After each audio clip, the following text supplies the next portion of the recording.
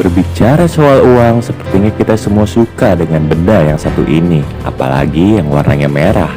Hampir setiap hari kegiatan kita manusia tidak pernah terlepas dari benda yang satu ini.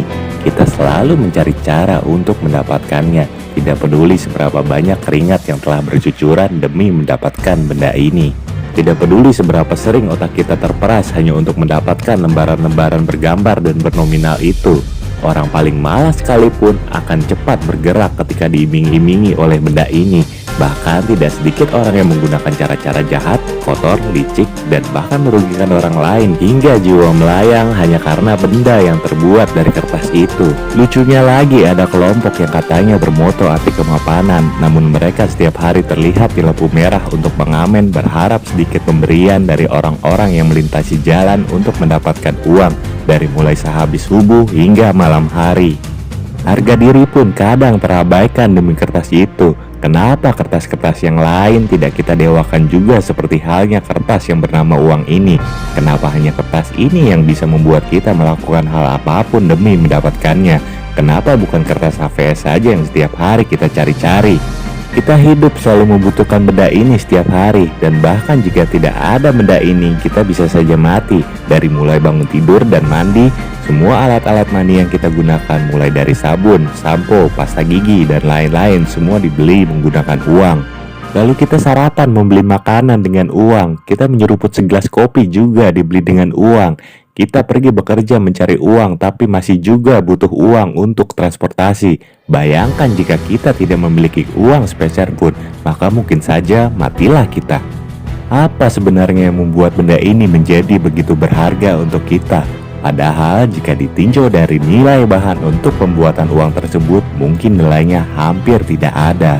Pada video kali ini saya mencoba untuk membahasnya. Tapi sebelum itu, jangan lupa untuk subscribe, like, komen, dan share sebanyak-banyaknya ke teman-teman kalian. Lalu klik tombol lonceng notifikasi agar tidak ketinggalan video-video terbaru dari channel ini.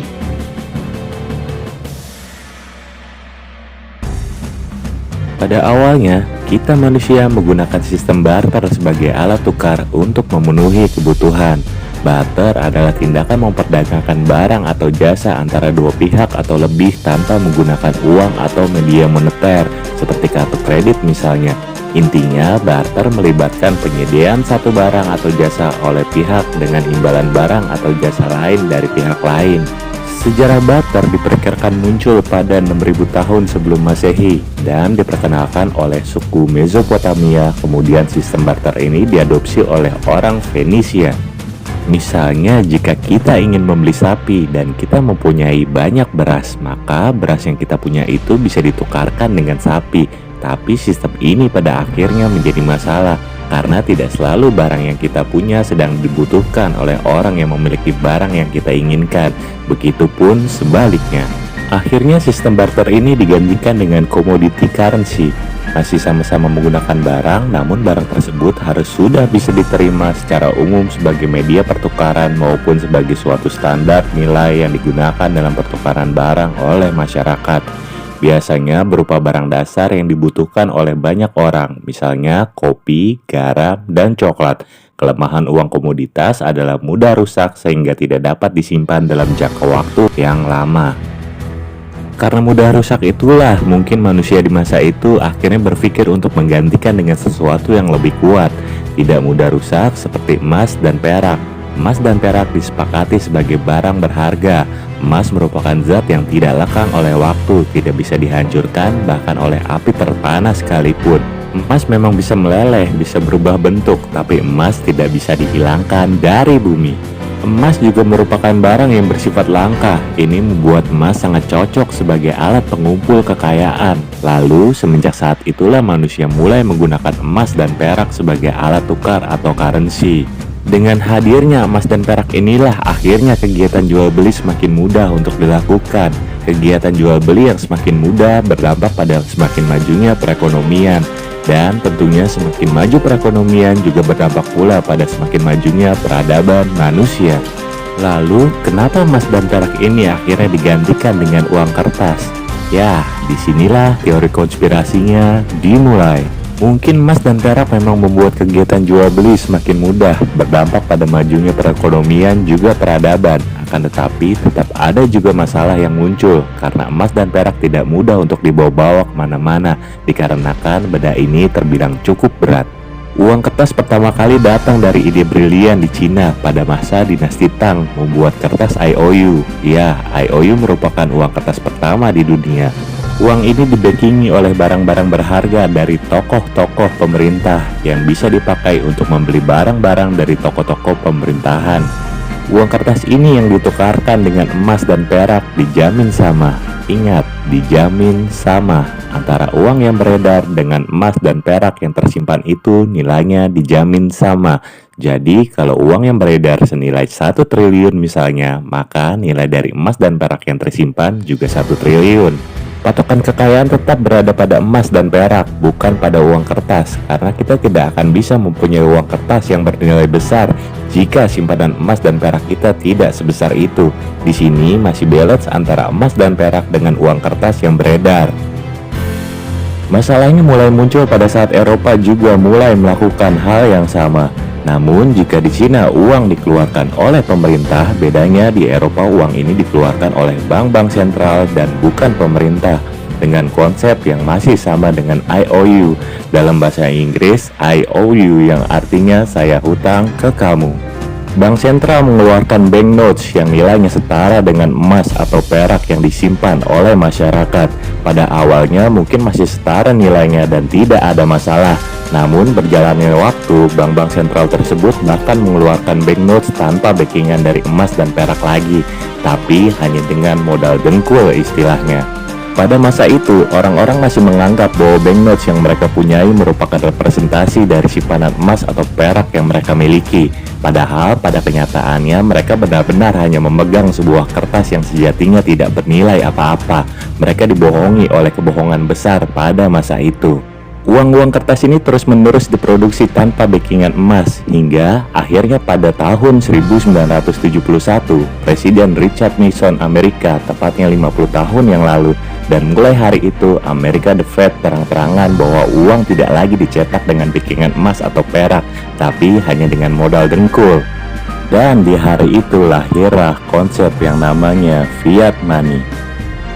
Fiat money adalah uang yang didukung hanya dengan kepercayaan, yang artinya bisa jual beli pakai uang dengan yang ada saat ini. Kenapa Amerika tiba-tiba menggunakan fiat money? Karena Amerika pada saat itu mulai terdesak oleh negara-negara lain yang mulai curiga. Sebenarnya Amerika ini cetak uang pakai apa? Kenapa mereka begitu kaya? Amerika tiba-tiba takut jika negara-negara di dunia menukarkan dolar dengan emas. Tentunya kita sudah tahu apa dampaknya jika pada saat itu semua orang menukarkan dolarnya ke bentuk emas pada saat yang bersamaan. Ya, cadangan emas di Amerika tidak akan cukup dan itu bisa membuat Amerika bangkrut seketika. Percetakan uang modal dengkul ini tidak dilakukan sejak tahun 1971, tapi sudah dilakukan sejak lama. Cuma baru mengakui di tahun 1971. Lihatlah betapa hebatnya mereka dalam menyimpan kebohongan dalam jangka waktu yang begitu lama. Kenapa negara lain mau menyimpan dalam bentuk dolar? Karena dolar sudah menjadi mata uang dunia. Dolar setara dengan emas. Percetakan uang modal dengkul ini merupakan perampokan terbesar dalam sejarah manusia. Sekarang mungkin kita sudah tahu mengapa kertas-kertas yang sebenarnya bukan benda berharga itu sekarang menjadi sangat bernilai untuk kita. Karena secara tidak langsung saat ini kita semua seluruh dunia memang sudah menyepakati bahwa benda ini bernilai dan dapat digunakan sebagai alat tukar untuk memenuhi kebutuhan hidup. Walaupun mungkin pada awalnya ini merupakan sebuah kebohongan besar atau mungkin perampokan terbesar dalam sejarah dunia, bagaimana tidak, emas dan perak hanya digantikan dengan kertas yang dianggap punya nilai padahal tidak.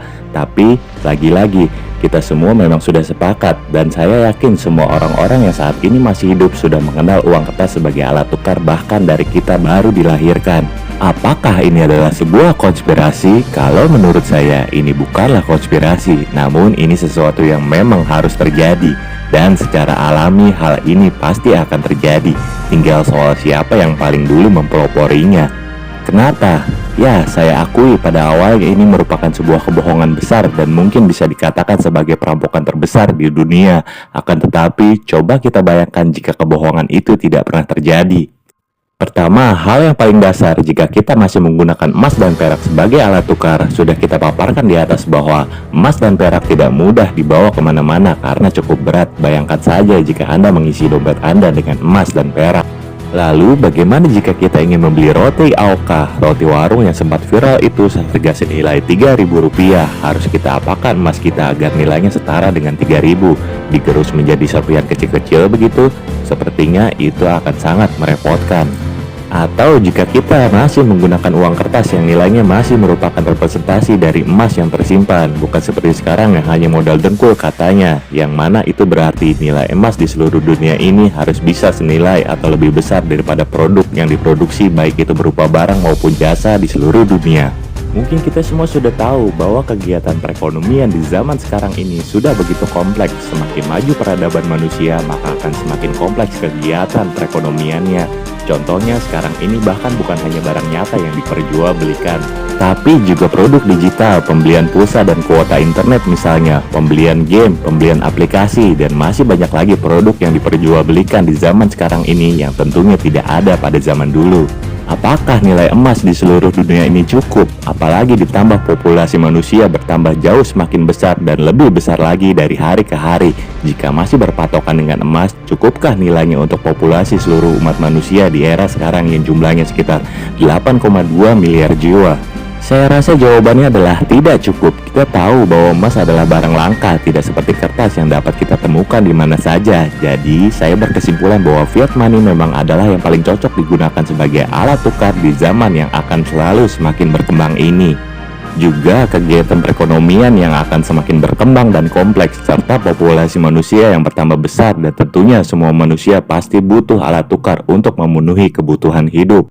Jadi, jika kita mengingat akan hal tersebut, meskipun pada awalnya itu merupakan suatu kebohongan, saya yakin jika bukan The Fed yang melakukan hal tersebut pertama kali, mungkin akan ada yang lain yang akan melakukannya, dan itu pasti akan terjadi. Saya juga tidak heran mengapa dolar menjadi mata uang dunia dan dianggap setara dengan emas, karena memang mata uang inilah yang pertama kali melakukan hal tersebut, bukan mata uang lain. Jika rupiah yang pertama kali melakukannya, mungkin rupiahlah yang akan menjadi mata uang dunia dan setara dengan emas. Fiat money juga bisa dicetak kapanpun dibutuhkan. Setahu saya, patokan yang paling mendasar adalah pengendalian inflasi. Jangan seperti di negara Zimbabwe misalnya, dikarenakan jumlah uang yang beredar sudah terlalu tinggi dan tidak sinkron dengan produksi barang serta jasa yang dihasilkan, sehingga membuat kekuatan dari mata uangnya melemah sampai ke tahap yang terparah. Pada era sekarang ini, mungkin kita semua sudah tahu mengenai uang digital atau e-money. Pada awalnya, uang digital adalah representasi dari uang kertas yang kita simpan di bank. Nilai dari nominal uang digital yang kita miliki akan sama dengan uang kertas yang tersimpan di bank. Tapi mungkin nanti akan datang suatu masa di mana uang kertas tidak lagi dicetak dan digunakan oleh manusia. Semua akan memakai uang digital sebagai alat pembayaran, dan saya yakin ini pasti akan terjadi. Wow, ini seperti deja vu, hanya saja berbeda bentuk. Jika dulu peralihan dari emas dan perak ke uang kertas, lalu sekarang peralihan dari uang kertas ke uang digital. Apakah ini juga merupakan konspirasi? Jika kita mau, semua bisa saja kita hubung-hubungkan ke teori konspirasi.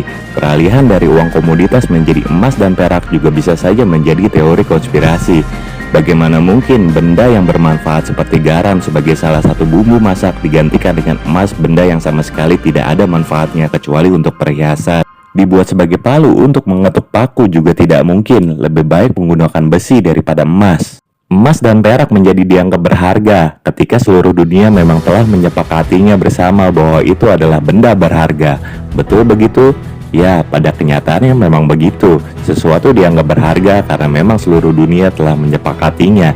Jadi, ini bukan konspirasi. Yang pasti apapun sistem yang dibuat manusia pasti tidak sempurna dan selalu ada kelemahannya, baik itu sistem barter, uang komoditas, uang emas dan perak, maupun uang fiat. Yang saya herankan adalah sudah begitu banyak konten kreator yang membahas mengenai hal ini di berbagai media, dan yang membahasnya pun banyak, bukan hanya satu orang saja. Tapi saya tidak melihat satupun yang melihat dari sudut pandang seperti sudut pandang saya.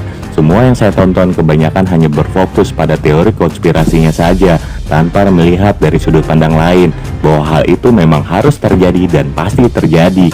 Dan justru karena itu terjadilah, maka peradaban manusia beserta kegiatan perekonomian bisa lebih maju dan berkembang. Atau mungkin memang pengetahuan saya di bidang ini yang masih terlalu cetek. Ya, mungkin saja saya memang belum mumpuni untuk membahas ini dan berpendapat. Tapi yang pasti, bahkan orang-orang yang menganggap hal ini sebagai konspirasi pun akan tersenyum bahagia dan tertawa, atau bahkan menjadi gila saking senangnya jika tiba-tiba ada yang memberikan uang kertas senilai 100 miliar rupiah secara cuma-cuma. Ha ha ha.